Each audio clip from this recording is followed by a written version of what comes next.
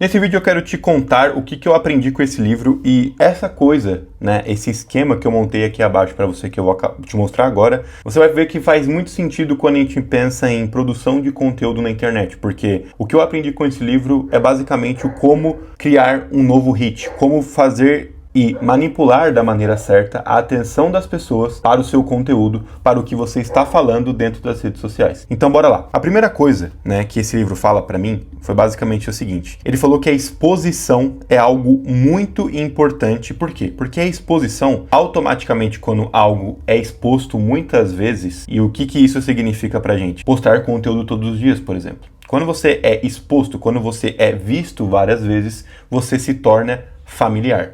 E a familiaridade é algo que as pessoas, os seres humanos, buscam. Então, por exemplo, lá dentro do livro ele deu o seguinte exemplo que eu achei genial. Os Neandertais, quando eles viam certos animais e certas plantas, flores, que eles já tinham visto e que essas plantas e esses animais, essas flores, não tinham matado eles antes, significava que aquilo lá era algo que era passivo, era algo que era familiar, então eles se sentiam mais relaxados, eles se sentiam mais à vontade quando estavam perto dessas coisas que são familiares. Por quê? Porque várias vezes eles já tinham visto que, por exemplo, um urso não tinha matado ele, e ele estava convivendo com o urso. Por o urso não ter matado ele antes, logo, aquele urso se tornou algo confortável para ele, se tornou algo familiar. E é basicamente assim que o nosso cérebro funciona. Quando a gente conhece as coisas, quando a gente não precisa se esforçar para buscar algo, aquela coisa se torna confortável, se torna familiar, se torna conhecida por nós.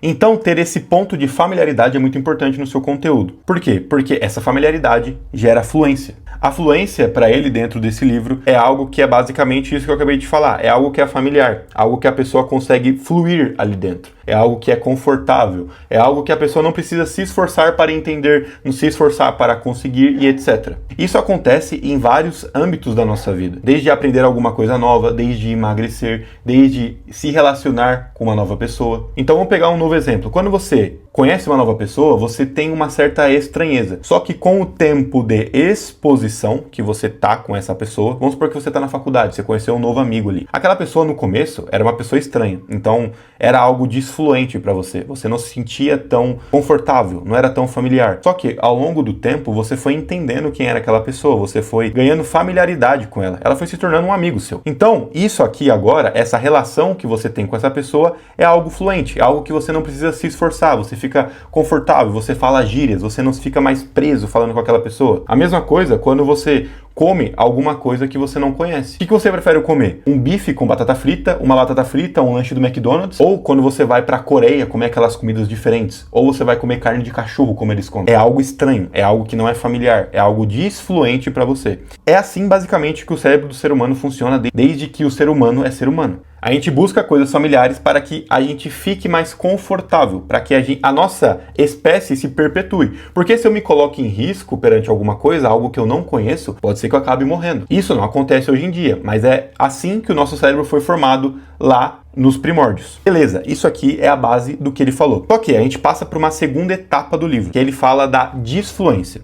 A gente entendeu que o que é fluência é quando algo é familiar pra gente, que é algo previsível, familiar, conhecido, algo fluente pra gente. Só que existe a desfluência, que é algo imprevisível, algo que é surpreendente, algo que é desfluente. Qual que é a importância da desfluência segundo o autor do livro? Beleza, você já entendeu que o ser humano ele gosta de coisas familiares, ele gosta de se relacionar com coisas que já são familiares para ele, coisas que são conhecidas. Só que ao mesmo tempo, se você só tem relação com coisas conhecidas e familiares, você começa a se sentir muito enfadonho, você não tem aquela nova ação de dopamina no seu cérebro. E aqui que entra a desfluência. Quando você começa a colocar coisas surpreendentes, coisas novas, coisas que são imprevisíveis, o ser humano também tende a gostar, porque aquilo gera uma ação de dopamina no cérebro da pessoa.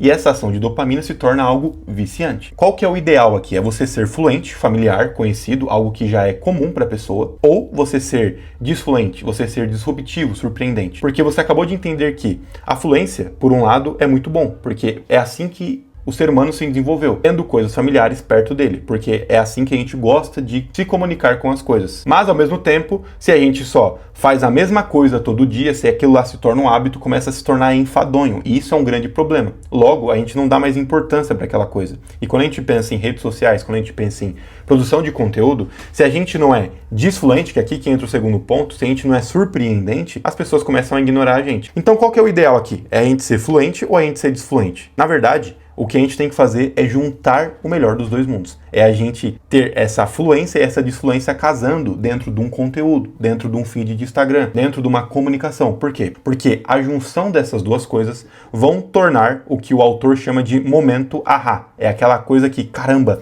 eu conheço isso, mas ao mesmo tempo essa parada é uma coisa nova. Então, por exemplo, vamos supor que você já conhece como é que é o formato, as cores do filme do Batman, do filme do Coringa. Vamos pegar o filme do Coringa aqui que é melhor. Só que aquelas cores, aquela música, a forma como a pessoa gesticula dentro de um Reels, por exemplo, ela usou tudo isso, algo que é familiar. As cores, a música, como o Coringa gesticula, ela imitou também, isso tudo é familiar, já é fluente para você. Só que, ao mesmo tempo, ela aplicou isso num anime japonês, algo que você não consome, algo que é desfluente. Então aqui você tem a junção de duas coisas.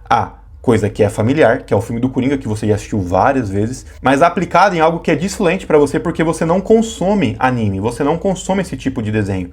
Então você tem aquele pequeno momento ahá na sua memória, na sua mente. E isso aqui é muito valioso, porque quando você tem esse efeito ahá, você tem basicamente o que as pessoas mais buscam hoje, que é basicamente grudar na mente das pessoas, você ter a atenção das pessoas. Todo criador de conteúdo busca isso hoje em dia.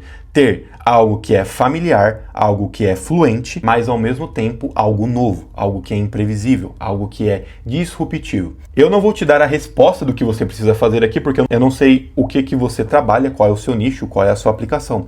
Mas o exercício que eu quero passar para você agora no final do vídeo é o seguinte: o que as pessoas que consomem, que estão dentro do seu nicho, já estão familiarizadas, mas o que essas pessoas gostariam de ter de novidade, de algo novo? Faça esse mapeamento de coisas familiares, de coisas que as pessoas já conhecem dentro do seu nicho, coisas que são fluentes e previsíveis, coisas que todo mundo já espera dentro daquele nicho, mas junte com coisas que não são previsíveis, que são imprevisíveis, coisas que a um momento não teriam chance de se juntar, mas só que você conseguiu juntar esse familiar com esse infamiliar, esse fluente com esse desfluente. E com isso você vai ter o famoso momento ahá, você vai ter uma pessoa que ficará grudada na cabeça da sua audiência. As pessoas vão gostar de consumir o seu conteúdo, porque você causa aquele conforto da familiaridade, mas você também dá aquela tiro de dopamina na mente da pessoa, aquela, caramba, eu quero consumir mais disso porque é muito legal, aquela desfluência que a pessoa também espera. Então foi basicamente isso aqui que eu aprendi dentro desse livro, e isso aqui pode ser aplicado em qualquer coisa, principalmente dentro das redes sociais. É assim que nascem as tendências e,